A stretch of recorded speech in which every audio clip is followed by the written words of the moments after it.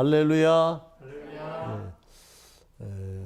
오늘은 제8과 세례받은 예수님이라는 제목으로 말씀을 전해드리겠습니다. 우리 다 같이 마태복음 3장 11절부터 17절 말씀을 읽겠습니다. 시작. 나는 너희로 회개하게 하기 위하여 물로 세례를 베풀거니와 내 뒤에 오시는 이는 나보다 능력이 많으시니 나는 그의 신을 들기도 감당하지 못하겠노라. 그는 성령과 불로 너에게 세례를 베푸실 것이요 손에 키를 들고 자기의 타작마당을 정하게 하사 알곡은 모아 곡간에 들이고 쭉정이는 꺼지지 않는 불에 태우시리라. 이때에 예수께서 갈릴리로부터 요단강에 이르러 요한에게 세례를 받으러 하시니 요한이 말려 이르되 내가 당신에게서 세례를 받아야 할 터인데 당신이 내게로 오시나이까? 예수께서 대답하여 이르시되 이제 허락하라. 우리가 이와 같이 모든 의를 이루는 것이 합당하니라 하시니 이에 요한이 허락하는지라.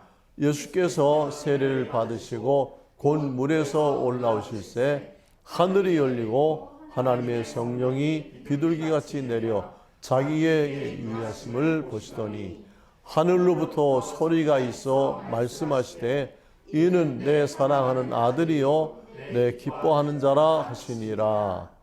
아멘. 시작하는 말을 제가 읽어드리겠습니다. 세례는 죄인이 회개하고 죄 씻음 받는 거룩한 예식인데 죄 없으신 예수님께서는 하나님의 뜻에 순종하기 위하여 세례를 받으셨습니다. 예수님께서 세례를 받고 물에서 올라오실 때 하늘이 열리고 하나님의 성령이 비둘기같이 내려오며 이는 내 사랑하는 아들이라 말씀하시는 소리가 들렸습니다. 아멘. 여러분, 세례라고 하는 것은 이제 오늘날은 이 약식 세례로 교인들도 많아지고 교회의 어떤 환경 시설이 바뀌면서 그냥 목사님이 머리에 물을 묻혀주는 것으로 약식 세례를 합니다. 그러나 아직도 침례 탕을 만들어 놓고 침례를 베푸는 그런 교회들도 있습니다. 본래 예수님이 받으신 세례는 물속에 들어갔다 나오는 침례를 받으신 거예요. 이 침례라고 하는 것은 그러니까 물속에 들어가는 것은 옛사람, 죄인이 죽는 것을 의미하는 거예요. 그리고 물속에서 다시 올라오실 때는 이제 거듭나고 새로운 피조물이 되었다 하는 것을 그것을 상징하는 것입니다.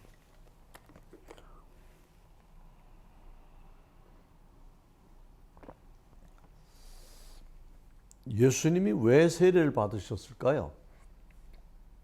예수님이 세례를 받으실 필요가 있었을까요? 본인 입장에서. 예수님은 죄가 없으신 분이에요. 성자 하나님이 하나님의 뜻에 의해서 동정녀 마리아에게 잉태돼서 이 땅에 오신 거룩하신 주님이시기 때문에 예수님은 우리 인간들처럼 죄 씻음을 받는 세례를 받을 필요가 없으셨어요. 그러나 예수님께서는 정말 불명예스럽고 자존심 상할 수 있는 일이지만 하나님 아버지의 뜻이기 때문에 그 세례를 순종해서 받으셨던 겁니다. 뿐만 아니라 예수님은 하나님이 원하시면 십자가에 죽으시는 그 고통의 죽음도 묵묵히 감당하셨다는 것입니다. 이것이 우리가 예수님을 믿고 예수님에게서 배워야 되는 아주 중요한 하나님께 온전히 순종하는 그런 신앙생활인 것을 여러분 기억하시기 바랍니다. 1번 보겠습니다. 세례 요한이 내 뒤에 오시는 예수님은 나보다 능력이 많다고 하면서 예수님을 어떻게 소개하였습니까? 11절 다 같이 시작. 나는 너희로 회개하게 하기 위하여 물로 세례를 베풀거니와 내 뒤에 오시는 이는 나보다 능력이 많으시니 나는 그의 신을 들기도 그는 성령과 불로 너에게 세례를 베푸실 것이요. 여러분, 세례 요한에 대해서 우리가 좀 공부를 했죠. 세례 요한은 어떤 사람이에요? 세례 요한은 구약의 모든 선지자 가운데 마지막 선지자, 그리고 가장 큰 선지자였었어요. 세례 요한은 이 땅에서 회개의 복음을 전하시고 세례를 베푸르는데 딱 6개월 동안 사역을 하셨어요. 그러니까 30세 된 해에 6개월 동안에 회개하라 천국이 가까웠느니라 오직 그 말만 전하고 요단강변에서 그저 이 약대 털옷을 입고 그리고 메뚜기를 잡아먹고 그리고 돌 사이에 있는 그 벌집을 뜯어서 꿀을 먹고 석청이라고 합니다. 그러면서 정말 남다른 삶을 사셨어요. 근데 그 세례 요한이 광야에서 요단강변에서 이스라엘 백성들을 향해서 회개하라 천국이 가까이 왔느냐 그런데 이스라엘 백성들이 막 구름대 같이 몰려오는 거예요. 지금까지 어떤 선지자가 외쳐도 그렇게 많은 백성들이 모여온 때가 없어요. 예루살렘 성에서 외쳐도 그렇게 안 모였는데 세례 요한은 그 요단강변에 광야에서 그 빈들판에서 천국 복음을 전하는데 정말 수를 헤아릴 수 없이 많은 그런 구름대같이 많은 그런 백성들이 모여들었어요. 근데 세례 요한이 그 사람들에게 뭐라고 얘기합니까? 나는 너희에게 회개하게 하기 위하여 물로 세례를 베풀거니와 내 뒤에 오시는 이는 나보다 능력이 많으시니 나는 그의 신을 들기도 감당하지 못하겠노라. 세례 요한이 지금 내 뒤에 오시는 분, 곧 예수 그리스도에 대해서 증거하는데 나는 그 예수님의 신을 들고 다닐 자격도 안 된다. 예수님의 신을 든다는 건 뭐예요? 예수님의 몸종이 되기에도 나는 부족한 존재다. 그런 거예요. 그런 대단한 분이 오신다는 거예요. 그리고 이스라엘 백성들이 세례 요한의 말을 들으면서 얼마나 충격적이고 기대가 됐겠어요. 지금 역사적으로 세례 요한과 같이 그런 위대한 선지자가 없었는데 이렇게 많은 사람들이 요단강변에 와서 요단강 물에서 세례를 받는 일이 없었는데 그 세례 요한이 증거하는 것은 뭐예요? 내 뒤에 오시는 이는 나보다 능력이 많으시고 나는 그분의 신을 들기에도 감당하지 못하겠네. 그는 성령과 불로 너에게 세례를 베푸실 것이라. 아멘. 세례 요한은 지금 요단강 물로 사람들에게 세례를 베푸는데 이제 내 뒤에 오시는 분 예수 그리스도 하나님의 독생자는 너희들을 위해서 성령과 불로 세례를 베푸실 것이라. 아멘. 여러분, 그래서 우리가 성령을 사모해야 돼요. 불세례를 사모하시기를 바랍니다. 네, 다음 2번. 예수님께서 하나님의 뜻에 따르기 위해 세례 받으러 요단강으로 오셨을 때에 세례 요한이 무슨 말을 하였습니까? 네, 14절 시작. 요한이 말려 이르되 내가 당신께 가서 세례를 받아야 할 터인데 당신이 내게로 오시나이까? 깜짝 놀라면서 세례 요한이 지금 자기를 따르는 수천 수만 명의 많은 군중들 앞에서 예수님 앞에 고개를 숙이면서 하는 말입니다. 내가 당신께 가서 세례를 받아야 할 터인데 어떻게 당신이 내게로 오시나이까? 너무 송구하고 황송합니다. 여러분, 세례 요한과 같이 위대한 구약의 선지자도 예수님 앞에서는 정말 이렇게 겸손하게 솔직하게 너무나 영광스럽고 황송한 마음을 표현했습니다. 우리들도 오늘 주님 앞에 나와서 예배를 드리는데 우리들도 예수님을 만날 때 정말 영광스럽고 황송한 그런 마음, 예수님을 배울 수 있다는 거, 나 같은 죄인이 예수님을 경배하고 하나님 앞에 예배할 수 있는 이 영광스러운 이 신분이 됐다는 거, 여러분 감사하시고 정말 세례 요한과 같은 자세로 예수님을 경배할 수 있기를 축복합니다. 네, 다음 3번. 예수님은 죄가 없는 분이기에 죄 씻음 받는 예수인 세례를 받을 필요가 없었는데 무엇 때문에 세례를 받으셨습니까? 네, 15절을 다 같이 시작. 예수께서 대답하여 이르시되 이제 허락하라. 우리가 이와 같이 모든 의를 이루는 것이 합당하니라 하시니 이에 요한이 허락하는지라. 네, 그렇습니다. 예수님은 하늘 보좌 우편에 계시던 분이에요. 하나님의 옆자리에 앉아 계시던 분인데 하나님께서 하나님의 형상으로 창조한 우리 사람들이 죄 가운데 멸망하게 된 것이 안타까워서 하나님의 독생자이신 예수님에게 내려가서 사람의 몸을 입고 태어나서 저 인류를 구원하기 위해서 십자가를 져야 되겠다 하는 그런 말씀을 하실 때, 그건 두 분이 하신 말씀이니까 우리가 성경에서는 찾아볼 수가 없어요. 그때 예수님께서 기꺼이 하늘 보좌를 버리고 낮고 천한 이 땅에 죄인의 모습으로 사람의 아들로 동정녀 마리아에게서 태어나신 것을 여러분 감사하시기 바랍니다. 그 예수님이 이 땅에 안 오셨으면 우리에게 죄 용서함이 없습니다. 죄 용서함이 없는 사람들은 아무도 천국에 갈 수 없습니다.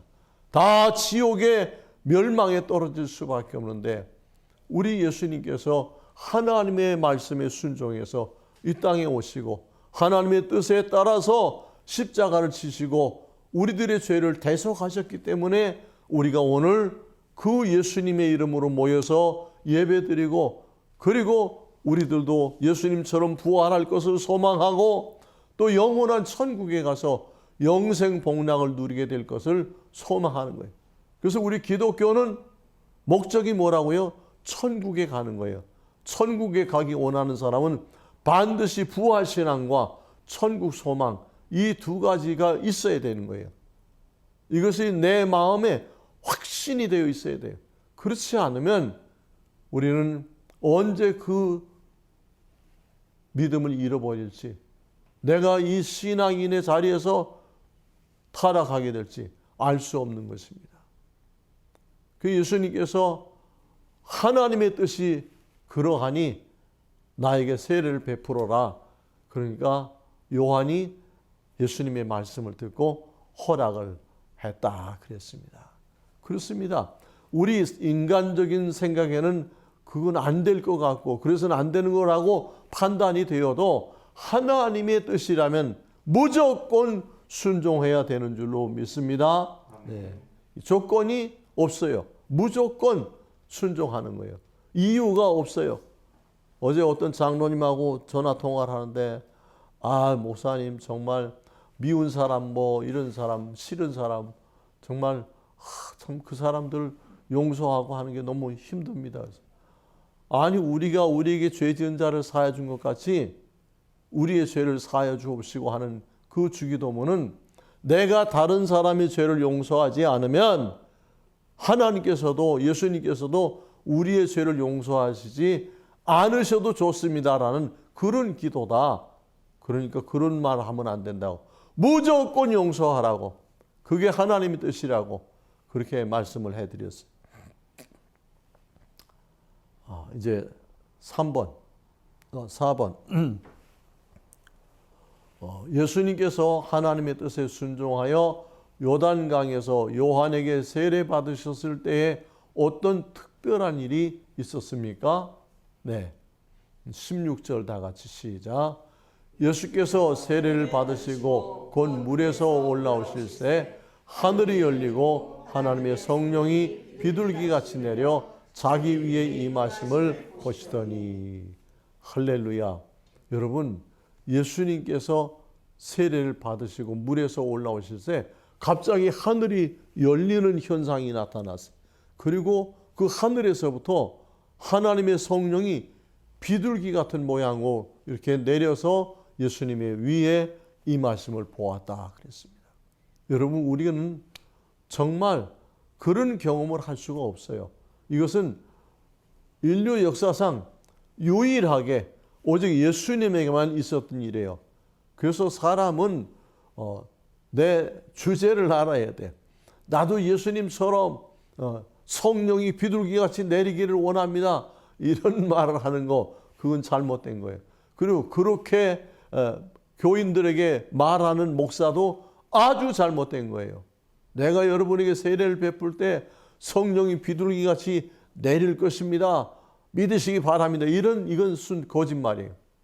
여러분, 이것은 인류 역사상 6,000년 역사상 오직 예수님 한 분에게만 있었던 아주 특별한 하나님의 특별한 배려였다는 사실을 기억하시기 바랍니다.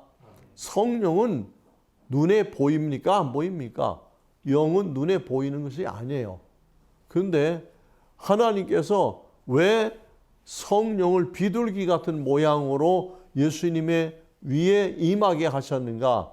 그것은 특별 이벤트를 하신 거예요.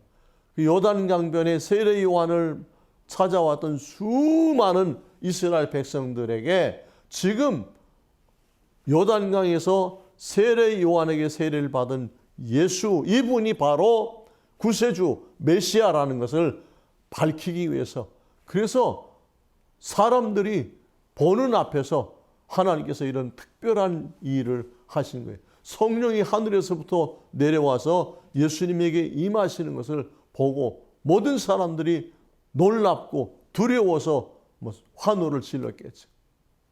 그러니까 우리가 예수님께서 경험하신 것을 나도 경험할 수 있다, 이런 생각은 아주 잘못돼요. 그건 다 잘못된 이단들이 하는 소리예요.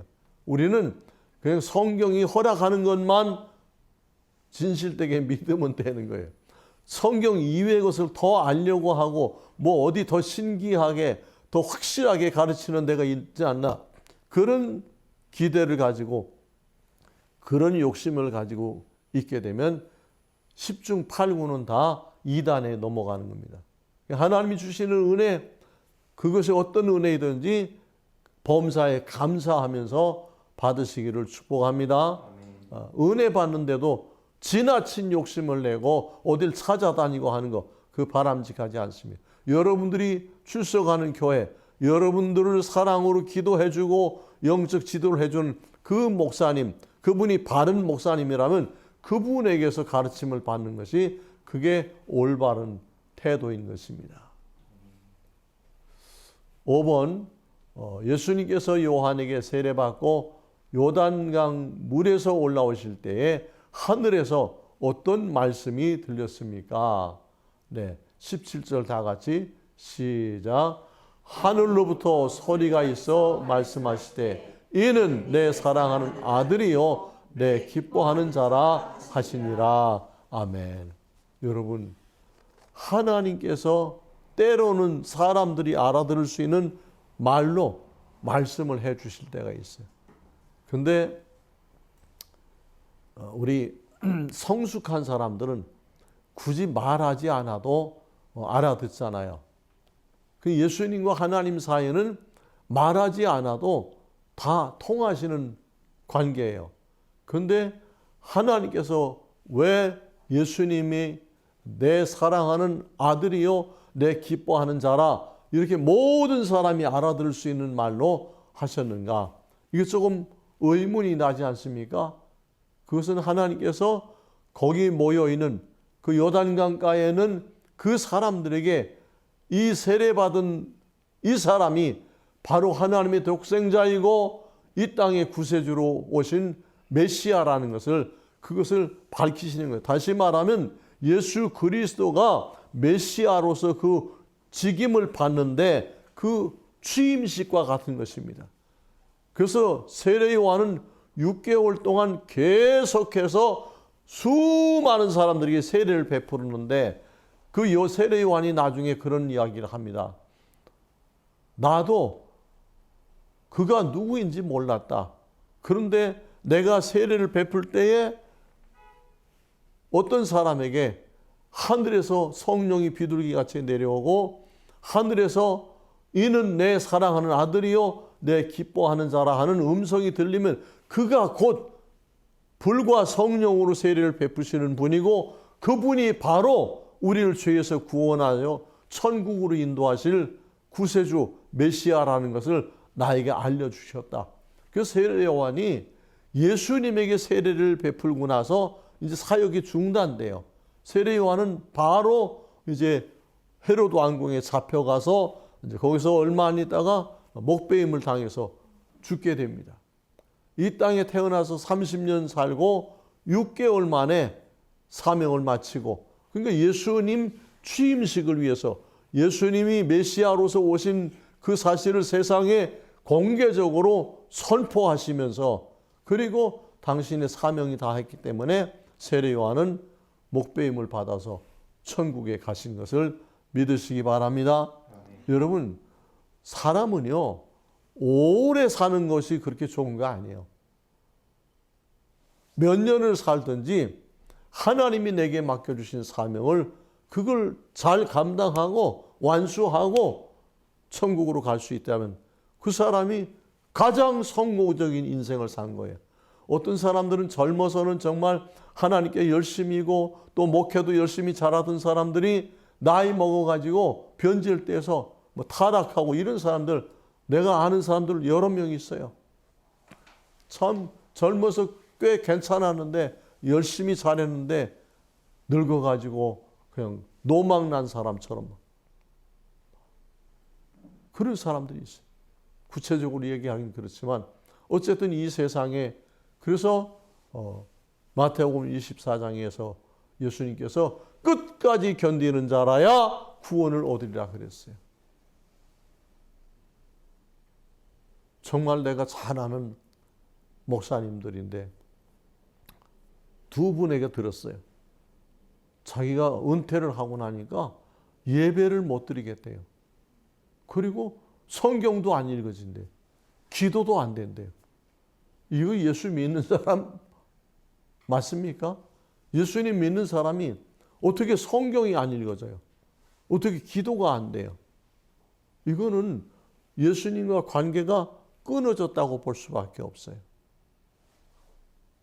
지금까지 그동안 몇십 년 동안 목회를 한 것을 내가 단적으로 말하긴 그렇지만 아무래도 그냥 형식적으로 했던 거 아닌가. 성령의 인도를 받았으면 성령은 한 번 우리에게 임하시면 언제까지 함께 하신다고 그랬어요? 영원토록 함께 하신다고 그랬어요.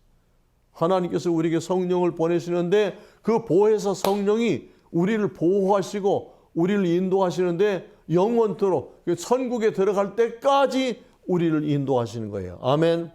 그 걱정할 일이 없어요.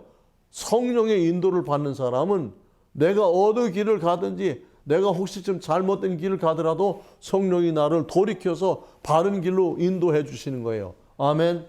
우리 동방 박사들 성령께서 별로 이렇게 인도했던 거 보았잖아요. 자기들이 잘못 생각하고 예루살렘 왕궁에 들어가서 거기서 그냥 소동을 일으키고 또 뭐 대접받고 그러고 천천히 뒤늦게 나왔는데 보니까 아직도 그 별이 있는 거예요. 왜? 그 박사들은 하나님께서 예물을 가지고 아기 예수에게 경배하라고 보낸 사람들이기 때문에 사명이 다할 때까지 우리 생명이 끊어지지 않는 거예요.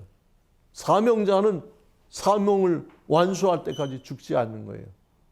여러분, 정말 여러분들이 성령을 받은 사람이라면, 성령이 함께하는 사람이라면, 참으로 부활신앙과 천국 소망이 있는 사람이라면 어떤 경우에도 믿음이 흔들리지 않아야 됩니다. 믿음을 저버리지 말아야 됩니다. 이 세상에 그 어떤 유혹이 와도, 어떤 위협이 오고 어떤 고난이 오더라도 그것 때문에 우리 믿음이 바뀌어지면 안 되는 겁니다. 어떤 선교사님이 간증하는 걸 보니까 어떤 고난이 와도 그저 지나가는 소나기와 같은 것입니다. 자기가 살아보니까 그렇다는 거예요. 그래요. 살다 보면 예기치 않았던 정말 너무 끔찍하고 힘들고 어려운 일을 우리가 경험할 수 있어요. 그러나 분명한 것은 하나님이 함께하는 사람, 하나님의 성령이 보호하는 사람은 잠시 뒤에 그 소나기가 지나고 나면 다시 하늘에서 밝은 태양이 비쳐서 내 길을 인도해 준다는 사실을 경험했을 것입니다. 여러분, 우리가 지금 어려운 시기를 지나고 있어요. 그리고 인생은 다 힘든 것입니다. 예수님처럼 힘든 분이 어디 있었어요? 예수님은 태어나자마자 헤롯 왕이 죽이려고 해서 그 베들레헴에서 카이로 나일강변까지 800km 되는 그 먼 길을 그냥 피난을 가셨어요. 그리고 이제 30세가 되고 나서 공생애를 시작하실 때 유대인들이, 바리새인들이, 또 이 제사장과 이 사람들이 얼마나 예수님을 괴롭히고 건수를 잡아서 예수님을 죽이려고 온갖 술책을 다 했어요. 그러나 예수님은 십자가를 지실 때까지는 다른 방법으로 죽으실 수가 없었어요. 예수님은 십자가를 지고 인류를 구원하는 구원을 완성하셔야 될 사명을 받아가지고 오신 분이기 때문에. 아멘. 여러분, 우리들도 하나님이 맡기신 사명이 있어요. 저는 요즘 나이가 많아지면서 하나님, 제가 오늘도 그런 기도를 했는데 제가 사명 다할 때까지 정신이 흐려지지 않고 제가 제 건강 관리를 잘해서 끝까지 하나님이 정하신 시간까지 생명의 말씀, 이 진리의 복음을 전하는 일을 잘 감당하게 하옵소서. 그리고 이 사명을 감당했을 때 아주 정말 가벼운 마음으로, 기쁜 마음으로 이 세상을 떠나서 하나님께 가기를 원합니다. 할렐루야. 아멘. 내가 예수님에게서 그걸 배운 거예요. 예수님이 정말 하늘 보좌를 버리고 이 땅에 오셔서 말할 수 없는 고난과 박해를 받으셨어요. 마지막에 그 수치스럽고 고통스러운 십자가를 지시고 죽으셨어요. 그러나 하나님이 부활시키시고 하나님께서 천국으로 들림받아 올라가게 하신 것, 그것이 예수 그리스도의 놀라운 역사입니다. 우리들도 그런 거룩한 소망을 가지고 살아갈 수 있기를 주님의 이름으로 축복을 드립니다. 아멘. 기도하시겠습니다. 사랑하는 아버지 하나님, 은혜를 감사합니다. 하나님의 독생자 예수 그리스도를 이 땅에 보내주시고 저를 믿는 자마다 멸망치 않고 영생을 얻게 해주신 것을 감사합니다. 아버지, 우리가 다 허물과 죄로 죽었던 사람인데 예수 그리스도의 십자가 은혜를 믿을 수 있도록 하나님께서 믿음을 주시고 또 우리가 그 믿음을 지켜 오늘도 하나님 앞에 예배를 드리고 있습니다.